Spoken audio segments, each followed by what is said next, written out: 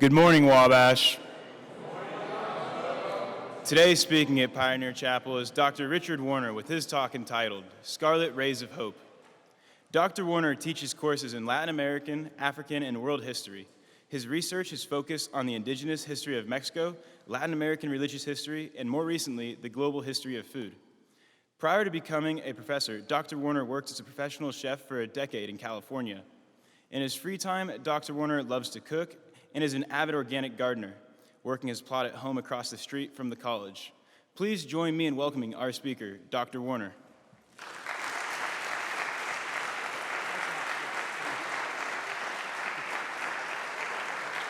All right. I hope there's no objection. I'm going to speak without a mask. I am doubly vaccinated for over a month, and I've got tenure.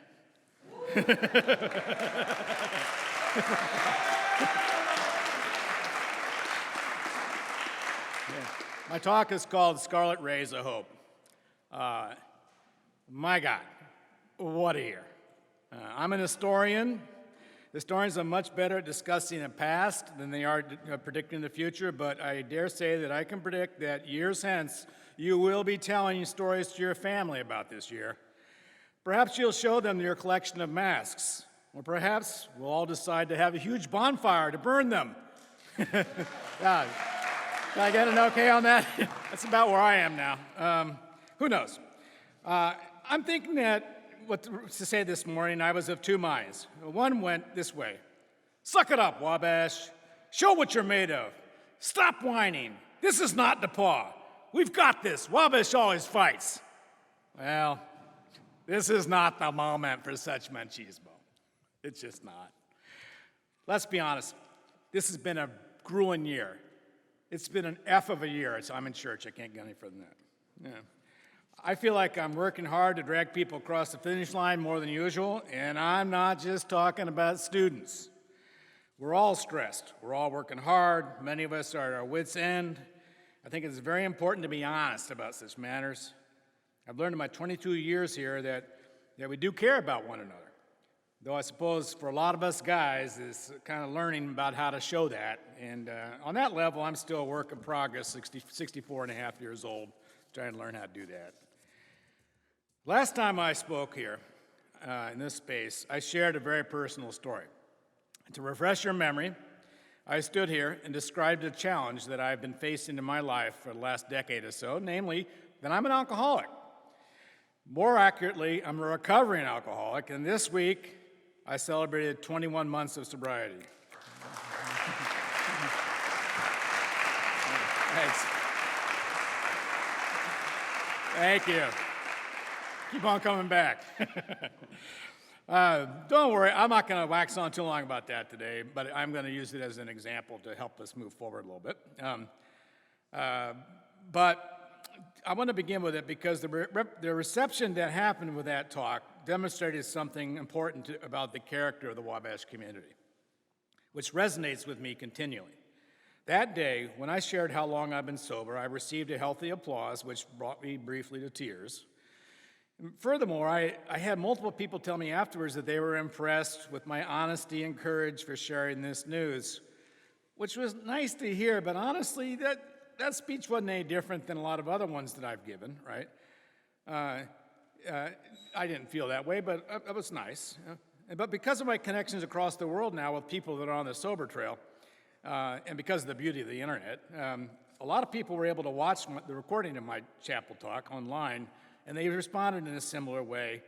A lot of my long-distance friends said they were astounded that I could share something about this, especially with my students, right? But for me, this was just another indication of how close we are. It wasn't that surprising to me, right? And how much I trust and how much trust and love I feel from Wabash Nation, and I hope to never to take that love and trust for granted.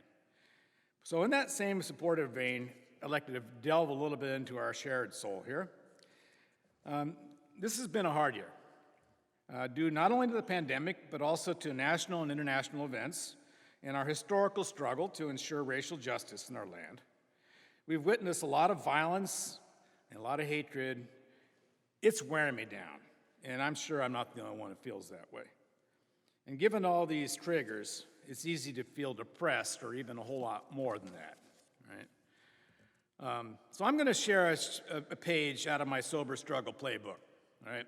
So one practice that's encouraged in recovery is to occasionally write a gratitude list. I know that other people do this as well. In fact, actually, just this morning, I've been inviting students to come by and have a cake muffin and chat with me, and I met this guy I didn't know before this morning. His father is a psychiatrist, and he told me that his dad encourages this practice of gratitude writing also for people that are trying to, improve their mental health. For those of us in recovery, we do hit patches where we feel kind of anxious or tired or bitter or angry. There's a phenomenon, believe it or not, called being a dry drunk. It's basically somebody that's not drinking anymore, but hasn't really come to grips with the other problems in their lives and making sense of it, right? So they're grumpy, right? And so when this bitterness arises in our growth process, we need to refocus our energies with a gratitude list. And that's what I think we should all be doing. And I'm going to offer one here. So on a personal level, I'm most grateful of all to my wife, Carrie, who has stood by me since 1984 and the many challenges that we've faced. I'm also grateful for her work with Spanish-speaking children in our school system here, where she's made a real difference. I'm grateful for the two awesome children that we raised, who today are giving back to society in their own ways. I'm grateful to my supporters in my sober communities, including my sponsor who's listening today. And I'm grateful to several colleagues who check up on me in that regard, including one who literally texts me every day to see how I'm doing. Much of my gratitude, though, focused more directly on the college, right? I'm grateful to President Feller and to Professor Taylor for their impressive leadership during this difficult time. Because I've been an academic for a long time now, I have friends teaching at many other institutions. And it's clear to me that our response has, on balance, been much more successful. A lot of them are totally online, for example. There's a lot of other problems other places. I'm also grateful to Deans Redding, Welsh, and Thrush for their work with students. Okay, I'm going to tell a joke here. So, there are a lot of people called Dean around here, like more than when I first started here. Like Dean is like the really big first name, and there are actually more Deans than Davids, I think. So, because if you're an old timer, you know that when I first started, there were more Davids than women on the faculty, right? And so the deans are winning right now. So they're all good, though. They work pretty hard, and I actually do appreciate their work in this. I also credit the student body, especially, for this remarkable success. I am grateful, and I've told this to numerous students, that your generation is saving my generation from suffering the severe harm or death that COVID can bring. I mean, for you guys, I know a lot of you have gotten it. It's like having that cold or whatever, right? It can kill me, right? So I'm grateful to your generation for doing what you can for saving mine. And I know that my friend, Dr. David Blix, agrees with me on that one. I'm thankful for student leadership, in particular for my Sphinx Club brothers, the CARE team, residential leaders. I'm thankful for my good friend, Professor Nelson, for all the distance mentions that he's put together, and on a personal level for his work on my new greenhouse and the new desk upon which I'm finally producing my book. I'm thankful for Wabash alumni who've continually set giving records in the midst of a pandemic. I can't tell you how wonderful it feels to be a faculty member and be supported this way by Wabash Nation. If you guys are out there, thanks a lot, man. That really matters. I'm thankful for the work of Dean Jones and Dean Lamberton in their efforts to help us understand the more important issues of racial justice and diversity that we're now facing in our nation and our campus. And for the same reason, I'm thankful to numerous faculty colleagues, professors, especially Professors Thomas and Lake, and a steadfast group of faculty led by Professor Trott. And while sometimes I feel like we're moving very slowly in this direction, I guarantee you that there is a significant support amongst the faculty to make positive change. Ever so slowly, we are getting woke around here. I'm thankful for student leaders in the MXIBS, in UPS, which is having a wonderful resurgence right now, and now has decided to call themselves La Alianza, the Alliance, for WDPD and other groups, for forwarding important discussions on our campus and in the Crawfordsville community. I'm thankful for the many staff members who have worked during this difficult period, like my secretary, Pam Sacco, people who have been covered by masks and are behind plastic shields, right? And sometimes, unfortunately, becoming victims of this stealthy virus. I'm incredibly thankful to county and college health personnel for their efforts to keep us safe, tested, and vaccinated. Thank you, Nurse Amadon and your crew. I'm thankful to the two top medical officers in this county. By no coincidence, both happen to be Wabash alumni, Dr. Douglas and Dr. Roberts, who have worked many hours to help us survive this scourge. I want to save a special shout out for my friend Jamie Douglas downstairs and her colleagues who are working to keep us stable psychologically, because this stress has been unreal. Some of us know this and some of us don't. Some of us just discovering it within ourselves because, I'm a guy. It takes me a while to find out how I'm feeling. I get it, right? But they have been really great, and their workload has been considerable as a result, right? So this is a pretty long list, but it could be longer. But I challenge each of you to sit down very soon and write out your own gratitude list, because we need to move on. We need to move on. We need to think about where hope rides and where it lies, and write down what it is you're thankful about. You can start with being thankful for a cake muffin if you want. By the way, I got a shit ton of that. I just said shit ton, right? I got a bunch of them still in my office because I made 14 dozen yesterday, and I forgot that only 100 people are allowed to be here. So come on by whenever for a cake muffin. They're not really muffins. They're cupcakes without icing. That's why I call them cake muffins. But as you can tell, they're kind of sweet, or they're real sweet.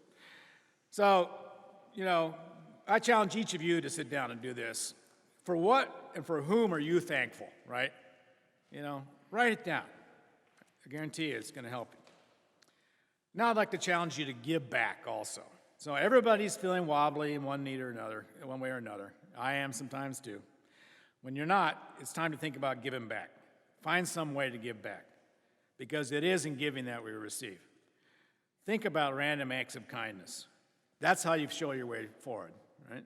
I'll go back to the sober thing. When you get sober, I'll tell you what keeps you sober is trying to help other people get sober.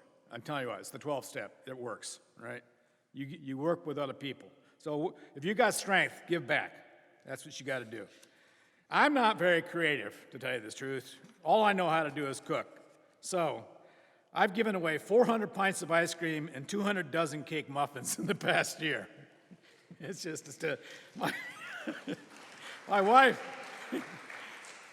thinks that cooking for others is yet another addiction of mine. Right?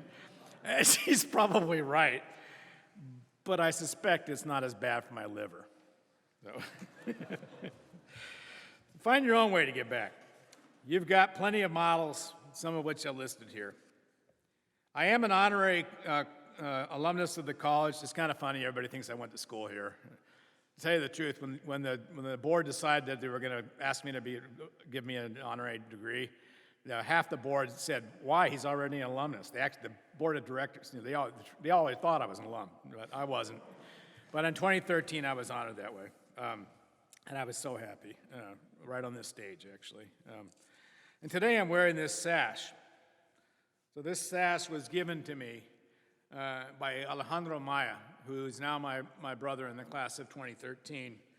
He was one of the leaders of Unidos por Sangre, which I've been an advisor to for over 20 years. I wear it in remembering him.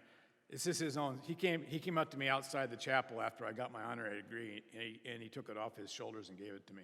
He doesn't have one anymore. This is his. He gave it to me. That was a real Wabash moment for me. That's the kind of stuff that we do here, right?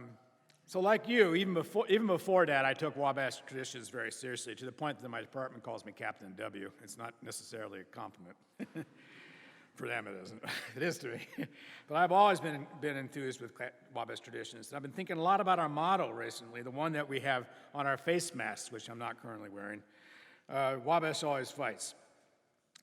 On the subject of fighting, about 15 years ago, I stood in this place and I delivered a talk entitled Wabash in War and Peace, which detailed the history of distinguished military men with Wabash connections, but also pointed out many Wabash men who worked for peace in various ways.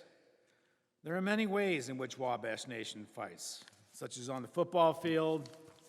Gonna get that bell back. Yes, we are. Yeah. And I'm done complaining about the fact that it was stolen from us, so we're going to get it back legally or otherwise. I've got money for a defense fund. So we fight that way, and we also fight for peace and justice, right? We try to lead effectively and to live humanely. And at one point during this speech, I quoted a famous commencement address by Bill Plaker from 1970, which was given at the very tender moment in our nation's history, only days after the killing of Kent State University. This Midwestern crowd was out on the lawn here. They were in shock. It's hard to describe that, as many people for the first time are seeing the ugly reality of the war. It's finally come home to us. So it's a very tender moment. And the young Plaker offered poignant and soothing words for the occasion. I believe that many of you have read his address in EQ or other places. I'm going to close with his thoughtful words. But first, I want to share a remarkable story. I was delivering the chapel speech on that warm spring day 15 years ago, and the doors back here were wide open, which they're not today. And I had a beautiful view of the mall. As I began to quote Plaker's commencement address, and I was uttering the words that he himself had said, who should walk in the door or start to walk in the door but Bill Plaker himself, who was late for chapel. I stood here quoting him, looking at him in the doorway back there, while everyone else was looking at me. It was surreal. And I had to make a split-second decision about whether at that point, to do, what to do, right? Whether to point it out. And I decided to carry on and didn't point it out. And meanwhile, I'm watching his huge grin back there, right? As I somehow managed, I don't know how, not to break strides, so nobody knew. Sometimes I'm not so sure that his arrival at that moment was a coincidence. I'm not so sure about coincidences sometimes. And somehow, I feel that today, he's standing at the back of the chapel right now as I close with his words. And I quote, "The class of 1970 does not enter a world of nothing but glorious opportunities. But perhaps we'll learn there are more things to admire in men than to despise. Perhaps, knowing it will never be enough to change the world, we will act more honorably than we would expected we would. Perhaps we'll have a lot of fun along the way. It wouldn't be a bad life." And as Bill would say, and if you knew Bill, you know this, he would say, "Indeed." Thank you, Wabash, and God bless you.